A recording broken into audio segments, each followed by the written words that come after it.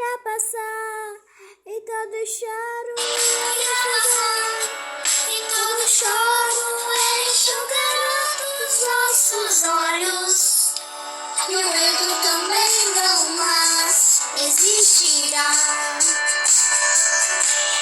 Quem chora, nele terá consolo, nele terá descanso, nele terá a paz.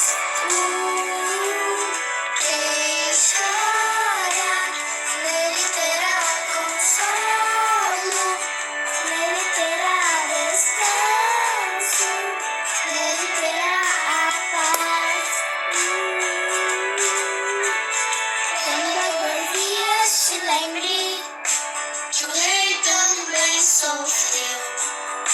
Se o choro quiser quebrar o silêncio, se lembre que ele mesmo prometeu que toda dor irá passar, e todo choro ele enxugará dos nossos olhos, e o medo também não mais existirá.